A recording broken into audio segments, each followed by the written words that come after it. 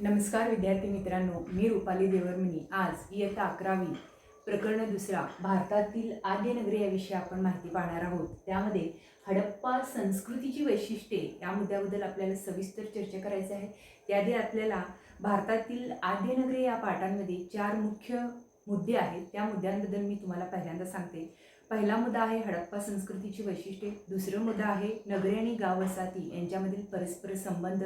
तिसरा मुद्दा आहे उत्पादन, व्यापार, व्यवस्थापन आणि शासन व्यवस्था. ह्या मुद्द्याबद्दलही आपल्याला चर्चा करायचा आहे. आणि चौथा आणि शेवटचा मुद्दा आहे नगरांचा म्हणजे हडप्पा संस्कृतीचा नगरांचा ऱ्हास कसा झाला याविषयी सुद्धा आपल्याला चर्चा करायचं आहे. तर विद्यार्थ्यांनो, प्रथमतः आपल्याला हडप्पा संस्कृतीची वैशिष्ट्ये आपल्याला पाहायची आहेत. मग हडप्पा संस्कृतीच्या वैशिष्ट्यांमध्ये सुव्यवस्थित नगररचना आलं, मध्यवर्ती शासन व्यवस्था आलं, समाज व्यवस्था, आर्थिक व्यवस्था, विकसित असं लेखन कला आलं. हडप्पा संस्कृतीची काही नगरे आली. त्यामध्ये हडप्पा संस्कृतीच्या नगरांमध्ये आपल्याला सगळ्यात महत्त्वपूर्ण नगर म्हणजे हडप्पा, मोहेंजोदडो, कालीबंगन, लोथल, धोलावेरा, राखीगढी. याशिवायही हडप्पा संस्कृतीचे उत्खननाचे जवळपास 2000 असं उत्खननाचे स्थळ सापडलेले आहेत. त्याविषयी आपल्याला माहिती पाहायचं आहे.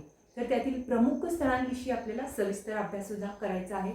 पहिला आहे हडप्पा संस्कृतीच्या वैशिष्ट्याबद्दल चर्चा करत असताना आपल्याला नागरी हडप्पा संस्कृतीची बीजे आणि बलुचिस्तानमधील मेहरगड येथील हडप्पा पूर्व काळातील नवाश्मयुगीन संस्कृतीचे स्थळे हडप्पा पूर्व काळातील नवाश्मयुगीन संस्कृतीमध्ये आपल्याला सापडतात. म्हणजे हडप्पा संस्कृतीचे स्थळे आपल्याला मेहरगड येथे सुद्धा सापडतात. म्हणजे नवाश्मयुगीन काळात आपल्याला सापडलेले दिसून येतात पूर्व काळातील. मग यांचा उल्लेख गेल्या पाठात आपल्याला पाहिलेला आहोत. म्हणजे इसवी सन पूर्व 7000 वर्षापूर्वी जे काही सुव्यवस्थित असं सुधारित पद्धतीने शेती करत होती ती स्थळं म्हणजे मेहरगड म्हणजे हडप्पा संस्कृतीच्या उदयापूर्वीचे उत्खननाचे स्थळे म्हणजे सुव्यवस्थित मध्याश्मयुगीन किंवा नवाश्मयुगीन संस्कृतीमध्ये आपल्याला ते पाहता येतात. मग याचा उल्लेख आपण गेल्या पाठात पाहिलेला आहोत. मग जे फ्रान्सवा जेरिज आणि रिचर्ड मेडो या पुरातत्वज्ञांनी मेहरगड येथे उत्खनन केलं तिथे हडप्पा संस्कृतीच्या उदयाच्या खुणा दर्शवणाऱ्या ज्या नवाश्मयुगीन संस्कृतीचे अवशेष मिळाले त्या संस्कृतीलाच काय म्हटलं जातं, टोगाओ संस्कृती या नावानं ओळखलं जातो. मग हडप्पा पूर्व काळातील नवाश्मयुगीन रावी आणि हाकरा संस्कृतीचे अवशेष म्हणजेच हडप्पा पूर्व काळातील रावी आणि हाकरा हे काय आहेत, 2 नद्यांची नावे आहेत. या नद्यांच्या किनारी असलेल्या संस्कृतीचे अवशेष कुठं भेटलेले आहेत आपल्याला, पंजाब आणि पाकिस्तानमधील हडप्पा या शहरांमध्ये मोठ्या प्रमाणात भेटलेले आहेत. दुसरं म्हणजे कुणाल, भिराणा, फरमाना या ठिकाणी जे आजच्या हरियाणा राज्यामध्ये आहेत येथेही ह्या हडप्पा संस्कृतीचे अवशेष इत्यादी स्थळं आपल्याला उत्खननात मिळालेले आहेत. तर बघा, वैदिक आर्य जे आपण बाहेरून आलेले आहोत असं म्हणत होतो, काही जण मध्य एशियातून आलेले आहेत असं म्हणत होते, काही जण ते मूळ भारतीयच होते असं म्हणत होते. त्या वैदिक आर्याचं आगमन इसवी सन पूर्व 1500च्या सुमारास झालं असं एक प्रभावी मतप्रवाह एकेकाळी होता. तेव्हा आपल्याला आपल्या भारताचा संस्कृती इसवी सन पूर्व 1500 पर्यंत गेलेला होता. 1500 पर्यंतचाच आपल्याला संस्कृतीचा माहिती होता, कारण वैदिक आर्याचं आगमन कधी झालेला होता, इसवी सन पूर्व 1500 मध्ये ते वैदिक आर्याचं आगमन झालेलं आहे असं संशोधकाचं एक प्रवाही मत होते. मग परंतु त्या आधीच्या काळाबद्दल कोणतीच माहिती पुढे आलेली नव्हती. 1500च्या पूर्वीच्या काळी काय घडलेलं होतं ती माहिती पूर्वीच्या लोकांना, संशोधकांना नव्हती. त्यामुळे इसवी सन 1921 मध्ये जेव्हा हडप्पा संस्कृतीचा शोध झाला, 1921 मध्ये भारतामध्ये ब्रिटिशांचं राजवट होतं. मग ब्रिटिशांमुळे भारतामध्ये ठिकठिकाणी रेल्वेचा बांधकाम चाललेला होता. रेल्वेचे बांधकाम करत असताना, रेल्वेचे रूळ बांधत असताना जिथे जे काही विटा सापडले त्या विटा सापडत असताना तिथे स्थानिक लोक तेथील विटा नेऊन घरं वगैरे बांधत असायचे. मग आपल्या इंग्रज अधिकाऱ्यांना वाटलं की इथं काहीतरी विटा वगैरे आहेत, ते विटा आहेत म्हणजे इथं कुठली तरी संस्कृती आहे, गाडली गेलेली आहे, म्हणून तिथं उत्खनन करण्यास सुरुवात झालं. अशा प्रकारे 1921 मध्ये हडप्पा येथे उत्खनन झालं आणि 1922 मध्ये मोहेंजोदडो येथे उत्खनन सुरू होईपर्यंत इसवी सन पूर्व 1500च्या आधीचा भारताचा इतिहास आपल्याला सांगता येत नव्हता. म्हणजे हडप्पा आणि मोहेंजोदडो या दोन्ही ठिकाणी उत्खनन होईपर्यंत काय झालेला होता, या आधीचा उत्खनन आपल्याला सांगता आलेला नव्हता. म्हणजे 1500 पर्यंतचाच इतिहास आपल्याला माहित होता. जेव्हा हडप्पा आणि मोहनजोदडो उत्खनन झालं, त्यानंतर आपल्याला हडप्पा संस्कृतीचा शोध लागला. म्हणजे इसवी सन पूर्व 3000 ते 3500 पर्यंतचा इतिहास सुद्धा आपल्याला समजू लागलेलं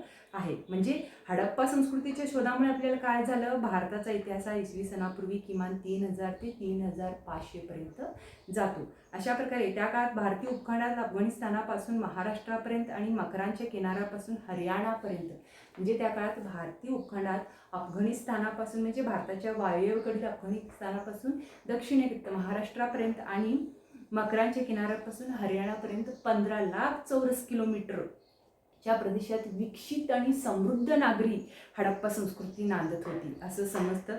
ही संस्कृती कशी होती, काशीयुगीन होती हे सिद्ध झालेलं आहे. ही संस्कृती कशी होती, तांबे आणि जस्त या 2 धातूपासून जे अवजारे, हत्यारे, भांडी वगैरे बनवत होते त्या युगाला आपण काय म्हणतो, काशीयुग म्हणतो.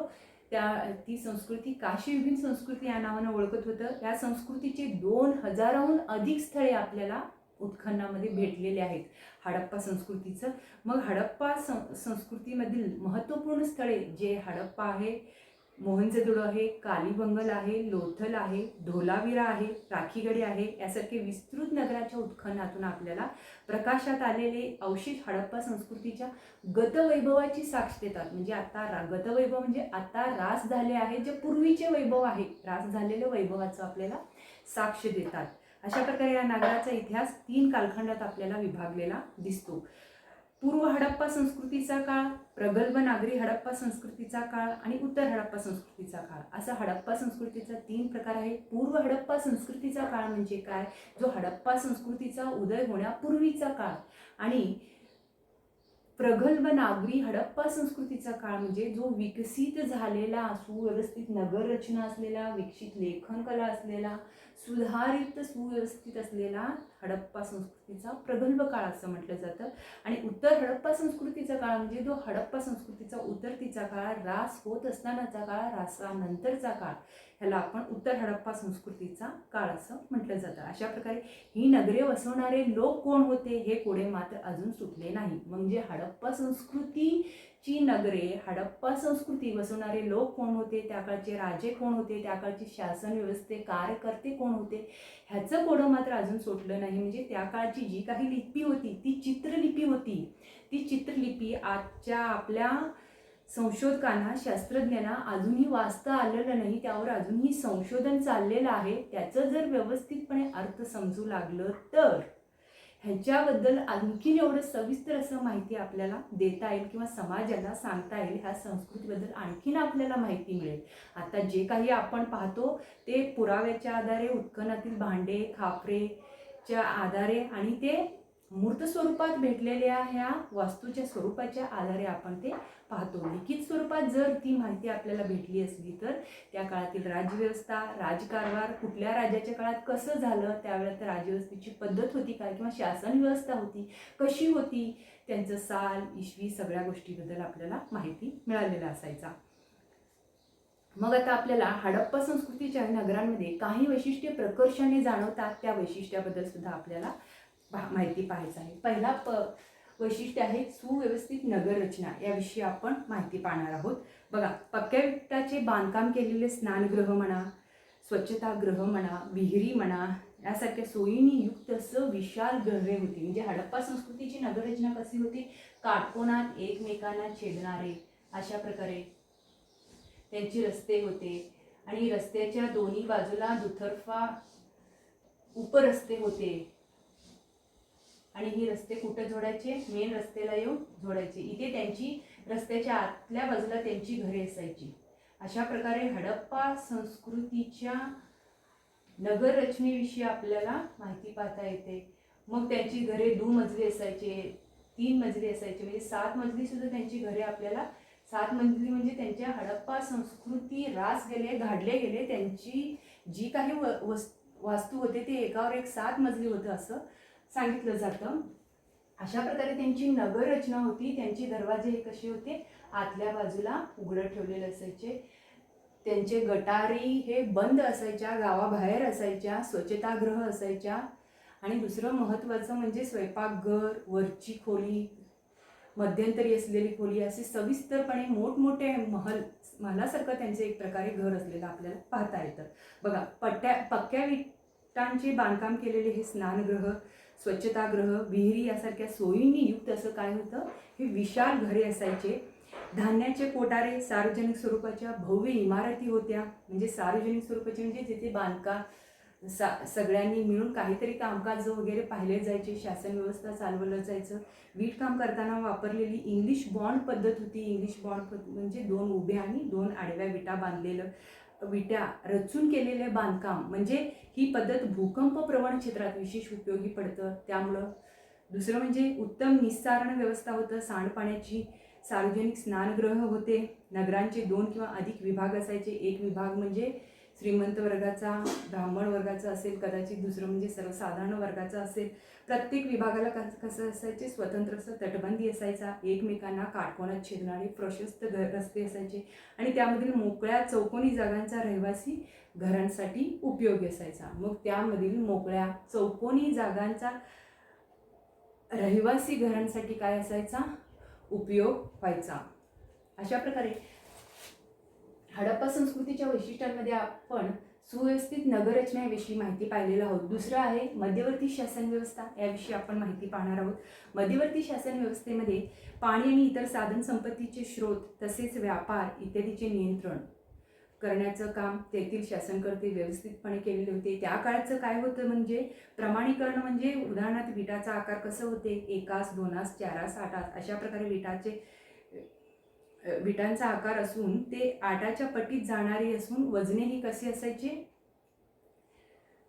अष्टमान पद्धत असायचे. ठराविक घाटाची व सजावटीचीही मातीची भांडी त्या काळी असायची आणि प्रशासकीय कामासाठी अनिवासी स्वरूपाच्या स्वतंत्र आणि भव्य इमारती असायच्या. अशा प्रकारे मध्यवर्ती शासन व्यवस्था त्या काळी असलेला आपल्याला दिसून येतो. दुसरं म्हणजे समाज व्यवस्था आहे. तिसरी हडप्पा संस्कृतीची वैशिष्ट्य आहे. त्या काळची समाज व्यवस्था कशी होती, अधिकारदर्शक सामाजिक उतरंड, विशेष कौशल्य प्राप्त असलेल्या कारागिरांचे, कुशल व्यक्तीचे व्यावसायिक वर्ग. तर आता आपल्याला समाज व्यवस्थेविषयी माहिती पाहायचं आहे.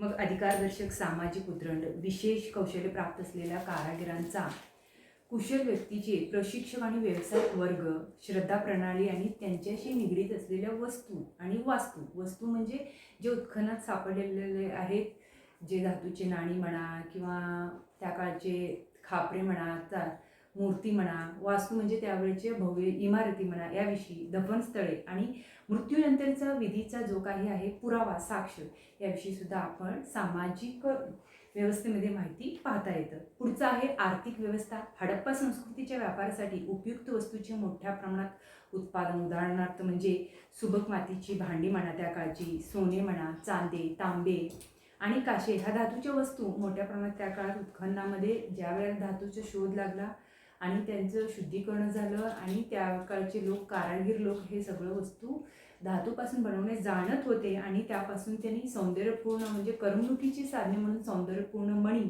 आणि मूर्ती त्यांनी तयार केलेल्या असायच्या.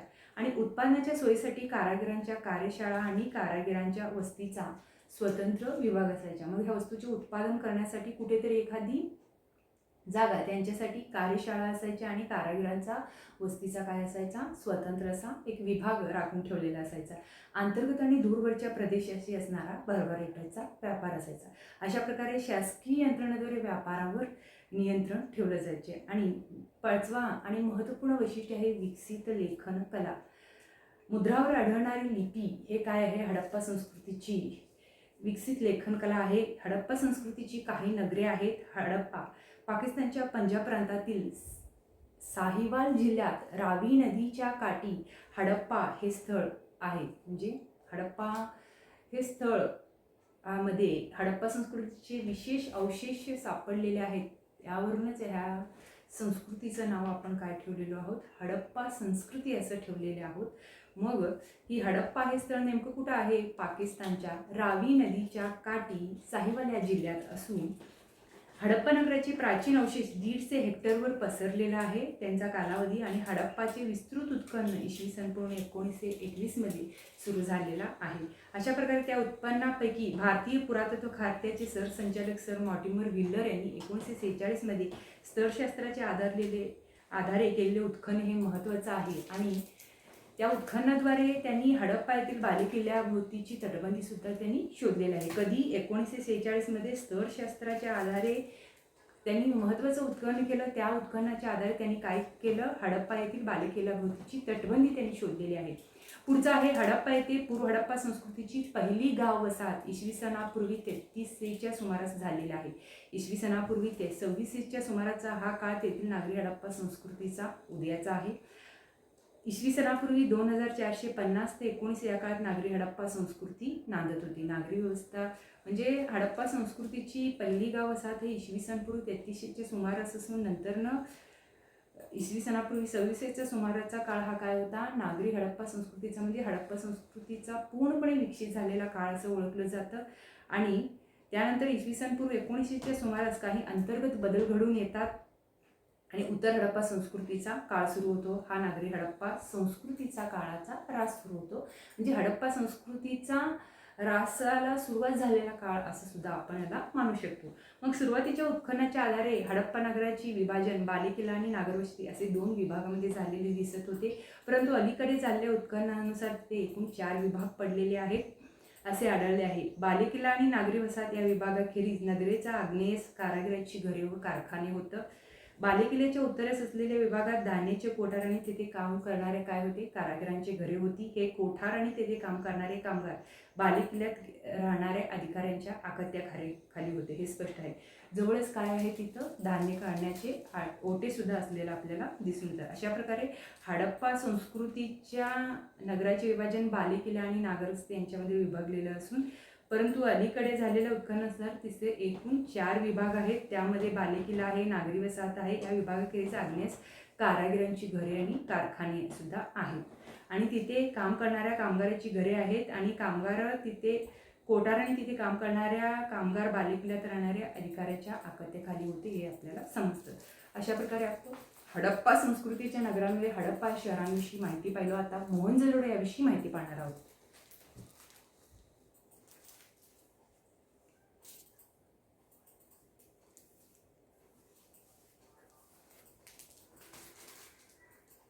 आता पुढचं शहर आहे मोहनजोदडो. हे शहर आहे. या शहराचा उत्खननाला सुरुवात 1922मध्ये राखालदास बॅनर्जी यांनी केलेलं आहे. 1921मध्ये हडप्पा या शहराचं उत्खनन झालं आणि 1922मध्ये मोहनजोदडो या शहराचं उत्खनन झालेलं आहे. या उत्खननात सापडलेल्या मुद्रा आणि इतर पुरावस्तू यांच्यातील साधर्म्यामुळे मेसोपोटामियातील प्राचीन संस्कृती आणि हडप्पा संस्कृती यांच्यामध्ये परस्पर संबंध असावेत असे अनुमान त्यांनी बांधलेले आहेत. मग मोहनजोदडो येथे जे काही उत्खनन झालं तिथं पुरावे सापडलेले आहेत. त्या पुराव्यानुसार काय झालेलं आहे, जगातील प्रसिद्ध संस्कृतीमध्ये मेसोपोटामिया संस्कृतीबद्दल आपण गेल्या पाठामध्ये अभ्यास केलेला आहोत. आणि हडप्पा संस्कृती यांच्यामध्ये काय व्यापार होत होता, देवाणघेवाण होत होता. म्हणजे त्यांच्यातील काही नाणी इथे सापडलेले आहेत, तिथलं काही नाणी तिथे सापडले आहेत याचा अवशेष आपल्याला मिळतो. मग इसवी सन 1923 ते 24मध्ये मोहनजोदडोची अधिक सविस्तर पाहणी करण्यासाठी भारतीय पुरातत्व खात्याचे तत्कालीन सरसंचालक सर जॉन मार्शल यांच्या मार्गदर्शनाखाली माध्यम स्वरूप वत्स काशीनाथ नारायण दीक्षित, अर्नेस्ट मार्के इत्यादींनी उत्खनन केलेलं आपल्याला दिसून येतं. त्यात उत्खननामध्ये काय सापडलेले आहेत, विविध पुरावस्तू, रहिवाशी घरे आणि इतर वस्तू उजाडत आलेला आपल्याला पाहता येतं. अशा प्रकारे हडप्पा संस्कृतीची मातीची भांडी इथे दाखवलेली आहेत. वेगवेगळ्या आकाराचे, घाटाचे, लहान मोठ्या स्वरूपात असे उत्खननातील मातीची भांडी आपल्याला पाहता येतं. मग मोहनजोदडो हे काय आहे, पाकिस्तानच्या सिंध प्रांतातील लारकाना जिल्ह्यात सिंधू नदीवर बसलेलं एक काय आहे, शहर आहे. तेथे भूजलाच्या पातळीमुळे खालच्या स्तरापर्यंत उत्खनन करणं शक्य झालेलं नाही. त्यामुळे काय झालं, परंतु त्या थरांमध्ये मेहरगड हे काय आहे, नवाश्मयुगीन गाव वसाहती इतकी प्राचीन गाव वसाहत अस्तित्वात असण्याची शक्यता आहे. म्हणजे अजून जास्त जर आपल्याला उत्खनन करता आलं तर काय होतं, मेहरगड येथील नवाश्मयुगीन प्राचीन गाव वसाहती इतकीच प्राचीन गाव वसाहत अस्तित्वात असण्याची शक्यता आहे. कुठं, मोहनजोदडो येथे. अशा प्रकारे मोहनजोदडो हे हडप्पा संस्कृतीच्या आत्तापर्यंत उजेडात आलेल्या पाकिस्तानातील नगरांपैकी विस्ताराने काय आहे, सर्वात मोठं नगर आहे. मोहनजोदडोच्या वस्तीचे बालेकिल्ला आणि नागरी वसाहत असे 2 तटबंदीयुक्त भाग होते असे सर्वसाधारणपणे समजले जाते. परंतु आणखी एक तिसरा विभाग हा बाजाराचा होता. हा विभागात कारागिरांच्या कार्यशाळा, तिथेच मातीची भांडी आणि मणी भाजण्याच्या भट्टी असलेला आपल्याला दिसून येतो. मोहनजोदडो येथील अवशेषाची हडप्पा येथील अवशेषाप्रमाणे नासधूस झालेली नव्हती. त्यामुळे तेथील उत्खननात आलेली घरे म्हणा, मोठ्या इमारती म्हणा, रस्ते इत्यादीच्या अवशेषाच्या आधारे त्या नगराची भव्यता स्पष्ट झालेली आहे. हडप्पा संस्कृतीचे नगर रचनेचे उत्कृष्ट नियोजन आणि नगराचे व्यवस्थापन यांचा पुरावा प्राप्त झालेला आहे. मोहनजोदडोच्या निर्मितीमधील पूर्वनियोजनाची तुलना चंदीगड सारख्या आधुनिक शहराच्या निर्मितीमधील पूर्वनियोजनाशी करता येतं.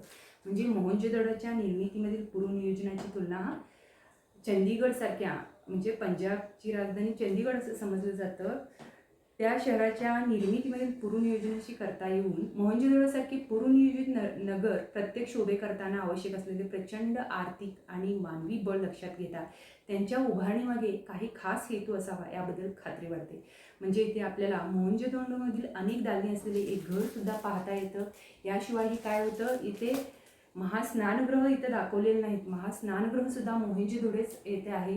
एवढं इतक्या त्या काळात सुद्धा विकसित प्रमाणात तिथं सुव्यवस्थित नगररचना होती, महास्नानगृह होतं. यावरून आपल्याला असे लक्षात येते की इतकं भव्य इमारती वगैरे बांधकाम केलेला हेतू, यामध्ये काहीतरी खास हेतू असावा हे आपल्या लक्षात येतं. त्या काळचं लिपी वाचता येत नसल्यामुळं त्याच्याबद्दल अधिक माहिती आपल्याला मिळालेलं नाही.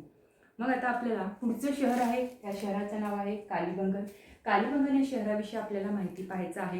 कालीबंगन हे बिकानेरहून 205 किलोमीटर अंतरावर असलेल्या राजस्थानच्या हनुमानगड जिल्ह्यात आहे. हे घग्गर नदीच्या काठावर हडप्पा संस्कृतीचे एक महत्त्वाचं काय आहे, केंद्र होते. मग टेसिटोरी नावाच्या एका इटालियन भाषाशास्त्रज्ञाने त्यांच्या अभ्यासाच्या निमित्ताने केलेल्या दौऱ्यात कालीबंगन हे स्थळ प्राचीन स्थळ असून ते इतिहासपूर्व काळातील असावे असे नोंद करून ठेवलेले आहे. म्हणजे परंतु ते हडप्पा संस्कृतीचे नगर होते हे आपल्याला केव्हा कळून आलं, तर 1960 जेव्हा उत्खनन केले तेव्हा नंतरच हे स्पष्ट झालं की हे उत्खनन भारतीय पुरातत्व सर्वेक्षण खात्याचे सरसंचालक, त्यांचं नाव आहे ब्रिज बासीलाल, त्यालाच आपण काय म्हणतो BB लास असं म्हटलं जातं, हे बालकृष्ण थापर BK थापर यांच्या मार्गदर्शनाखाली केलेलं आहे कालीबंगन या शहराचं उत्खनन. मग कालीबंगन येथे नागरी हडप्पा संस्कृतीची आणि त्या आधीच्या पूर्व हडप्पा संस्कृतीची अशी दोन वसाहती उजळत आलेल्या आहेत. हडप्पा मोहनजोदडोच्या तुलनेत कालीबंगन हे काय आहे, लहान होते. नागरी हडप्पा संस्कृतीच्या काळातील वसाहतीचे बालेकिल्ला आणि नागरी वसाहत असे दोन तटबंदीयुक्त विभागी इथेही होते. कालीबंगनचे महत्त्व दोन गोष्टीसाठी आहे. पहिली गोष्ट म्हणजे तिथे पूर्व नागरी हडप्पा संस्कृतीच्या काळातील नांगरलेल्या शेतीचा पुरावा आहे. हे नांगरलेले शेत इसवी सनापूर्वी 2800च्या सुमाराचे आहे. त्यातील नांगरटीच्या खुणा त्या परिसरातील आत्ताच्या नांगरटीच्या पद्धतीप्रमाणे आहेत. दुसरी गोष्ट म्हणजे तेथील बालेकिल्ल्यांमध्ये ओळीने सापडलेली 6 ते 7 अग्निकुंडे आहेत. सर्वसामान्याच्या नागरी वसाहतींमधील घरागुतींमध्येही अग्निकुंड असलेले पुरावे आपल्याला मिळालेले आहेत. याखेरीज नगराच्या तटबंदीच्या बाहेरही ओळीने अग्निकुंडी असलेली एक वास्तू होती. काहींमध्ये पशूंची हाडे होती असा पुरावा अग्निपूजेचा असावा असेही काही पुरातत्वज्ञांचे मत असलेलं आपल्याला दिसून येतो. तर पुढचा महत्त्वाचा मुद्दा आहे लोथल. लोथल या शहराविषयी आपल्याला माहिती पाहायचं आहे. लोथल हे हडप्पा संस्कृतीचे केंद्र असून कच्छच्या आखाताजवळ म्हणजे गुजरात या राज्यामध्ये लोथल असून अहमदाबादपासून 80 किलोमीटर अंतरावर लोथल हे शहर आहे. ते तेथील प्राचीन गोदीसाठी काय आहे, प्रसिद्ध आहे. मग लोथलचे उत्खनन इसवी सन 1955 ते 60 या काळात SR राव यांच्या मार्गदर्शनाखाली झालेलं आहे. मग लोथलचं उत्खनन इसवी सन 1955 झालेलं असून 1955 ते 60 या काळात झालेलं असून त्याचं उत्खनन कोणी केलेलं आहे, SR राव यांच्या मार्गदर्शनाखाली झालेलं आहे. लोथलचा बालेकिल्ला आणि नागरी वसाहत यांच्याभोवती तटबंदीच्या स्वतंत्र भिंती नसून त्या एकाच तटबंदीने वेढलेल्या आहेत. म्हणजे लोथलचं हडप्पा किंवा मोहनजोदडोचं तटबंदी हे स्वतंत्र असून लोथलचं तटबंदी हे काय आहेत, स्वतंत्र नसून ते एकाच तटबंदीने वेढलेले आहेत, बालेकिल्ला आणि नागरी वसाहत. लोथल हे काय आहे, भोगाव नदीच्या तीरावरील हडप्पा संस्कृतीचे एक महत्त्वाचं बंदर आणि व्यापारी केंद्र होते. ते तेथील बाजाराचे ओटे म्हणा, कोठा घर म्हणा यासारख्या वास्तू आणि गोदी यावरून दिसून येतं. लोथलच्या गोदीची रचना हे प्राचीन जगतातील अभियांत्रिकीचे एक उत्कृष्ट उदाहरण आहे. लोथलच्या गोदीची रचना हे प्राचीन जगतातील अभियांत्रिकीतेचं एक उत्कृष्ट उदाहरण असून आता लोथल समुद्रापासून काहीशी आत असले तरी ते प्राचीन काळी खंबाच्या आखातातील नद्याच्या मुखाच्या प्रदेशात होते. अशा प्रकारे लोथल हे समुद्रापासून काहीसे आत असले तरी ते प्राचीन काळी खंबाच्या आखातातील नद्यांच्या मुखाच्या प्रदेशात होतं. लोथल वसवणाऱ्या हडप्पा संस्कृतीच्या लोकांनी समुद्राच्या भरती ओहोटीचे आणि त्यायोगे भोगाव नदीतून आत येणाऱ्या भरतीचे पाण्याचे व्यवस्थित निरीक्षण केले असणार हे स्पष्ट आहे. म्हणजे लोथल हे शहर कोणी वसवलेलं आहे, त्या लोकांनी कशाचा विचार केलेला असेल? समुद्रातील पाणी जेव्हा भरती होतं त्यावेळेला ते नाव आत घ्यायला पाहिजे आणि ओहोटीच्या वेळी ते नाव बाहेर सोडलं पाहिजे, ह्या गोष्टीचा विचार त्यांनी केलेला आहे. भरतीच्या वेळेस आत येणाऱ्या पाण्याबरोबर समुद्रातील बोटी आत आणता याव्यात आणि त्याची डागडुजी झाल्यानंतर त्यांना पुन्हा समुद्रात सोडता यावं अशा गोदीची रचना होती. म्हणजे आवश्यकतेनुसार गोदीतील पाणी जवळच्या कालव्यात सोडण्यासाठी आणि गोदीत पक्का विटाची मोरीही त्यावेळेला बांधलेली होती. अशा प्रकारे लोथल हे काय आहे, गोदीसाठी प्रसिद्ध आहे. नावाची दुरुस्ती करणं, त्याची डागडुजी करणं लोथलच्या किनारी होत असत. पुढचा आहे धोलावीरा. धोलावीरा हे हडप्पा संस्कृतीच्या प्रमुख शहरांपैकी एक असून धोलावीराचा शोध भारतीय पुरातत्व सर्वेक्षण खात्याचे माजी सरसंचालक JP जोशी यांनी लावलेला आहे.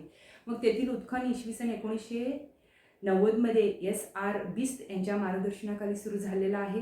हडप्पा संस्कृतीच्या उत्खनित नगरामध्ये धोलावीराचा क्रमांक विस्ताराच्या दृष्टीने काय आहे, 5वा आहे.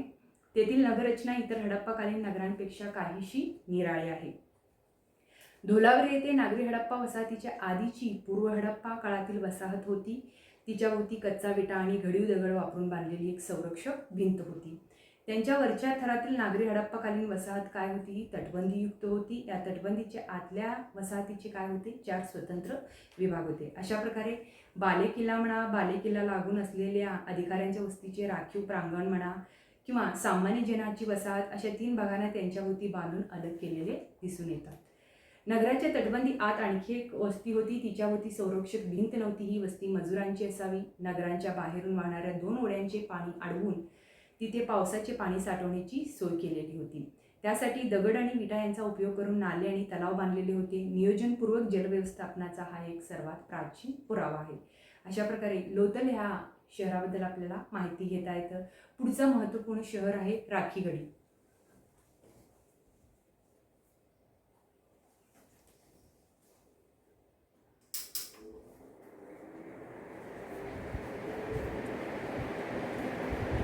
विद्यार्थ्यांनो, आता आपल्याला राखीगढी याबद्दल माहिती पाहिजे शहराबद्दल. तर हरियाणामधील हिसार जिल्ह्यामध्ये राखीगढी हे हडप्पा संस्कृतीचं एक महत्त्वाचं शहर आहे. हरियाणातील हिसार जिल्ह्यामध्ये राखीगढी हे हडप्पा संस्कृतीचं महत्त्वाचं शहर असून ते दिल्लीपासून 150 किलोमीटर अंतरावर आहे. हे स्थळ चौटांग म्हणजे प्राचीन दशदौती नदी या नदीवर आहे. भारत आणि पाकिस्तानमधील हडप्पा संस्कृतीच्या स्थळामध्ये राखीगढी हे काय म्हणजे सर्वात मोठे आहे. त्याचा विस्तार 350 हेक्टरहून अधिक होता. राखीगढी येथील उत्खनन इसवी सन 1963मध्ये सुरू झाले. पुढे इसवी सन 1997 ते 2000 या काळात ते सुरू झालेले आहे. त्यानंतर पुण्यातील डेक्कन कॉलेजचे संचालक डॉक्टर वसंत शिंदे यांनीही येथे उत्खनन केले. नागरी हडप्पाची सर्व वैशिष्ट्ये राखीगढीमध्ये आपल्याला पाहता येते. म्हणजे नागरी हडप्पामध्ये सुधारित सुव्यवस्थित नगररचना असलेली हडप्पा संस्कृतीचे सर्व वैशिष्ट्ये नागरी हडप्पा या संस्कृतीच्या उत्खननाच्या स्थळांमध्ये समावेश होतो. राखीगढी हडप्पा संस्कृतीच्या पूर्वेकडील प्रदेशाचं प्रमुख केंद्र होतं असे दिसते. तालिबांगांप्रमाणे येथेही अग्निकुंडाचे पुरावे आपल्याला मिळालेले आहेत. हडप्पा संस्कृतीच्या नगरांमध्ये असलेल्या दफन स्थळांचे पुरावे मिळालेले आहेत, परंतु तेथून प्राप्त झालेल्या पुराव्याच्या अनुवंशिकतेच्या दृष्टिकोनातून आपला अभ्यास झालेला नव्हता. राखीगढी येथील मानवी हाडाच्या जनुकशास्त्रीय विश्लेषणाच्या आधारे हडप्पा संस्कृतीचे लोक कोण होते या प्रश्नाचे समाधानकारक उत्तर मिळेल असा विश्वास शास्त्रज्ञांना वाटतो. म्हणजे राखीगढी येथील मानवी हाडाच्या जनुकशास्त्रीय विश्लेषणाच्या आधारे हे लोक कुठले होते, काय होते या प्रश्नाचे उत्तर समाधानकारकपणे मिळणं याचा विश्वास शास्त्रज्ञांना आपल्याला मिळतो. आता आपण अधिक माहितीसाठी पाहणार आहोत हरियाणातील घग्गरच्या खोऱ्यात पूर्व हडप्पा आणि हडप्पा नागर संस्कृतीची स्थळे खूप मोठ्या संख्येने मिळालेली आहेत. म्हणजे नवीन संशोधनानुसार हरियाणातील कुणाल म्हणा, बिर्रान, परवाने, गिराण आणि मिठापूर यासारख्या स्थळांमधील पुराव्यानुसार नागरी हडप्पा संस्कृतीच्या काळाची सुरुवात इसवी सनापूर्वी 5000 वर्षांहून अधिक प्राचीन असू शकतं. हे सिद्ध झाले तर हडप्पा संस्कृतीचा उदय घग्गरच्या खोऱ्यात झालेला आहे असे अनुमान करता येते. त्याबाबत निश्चित निष्कर्षापर्यंत पोहोचण्यासाठी राखीगढी येथील पुरावा उपयुक्त ठरू शकलेला आहे. अशा प्रकारे आजच्या तासाला आपण हडप्पा संस्कृती आणि त्यांची वैशिष्ट्ये त्यांच्या हडप्पा संस्कृतीची काही महत्त्वपूर्ण नगरी याविषयी माहिती पाहण्यात आहोत. नमस्कार.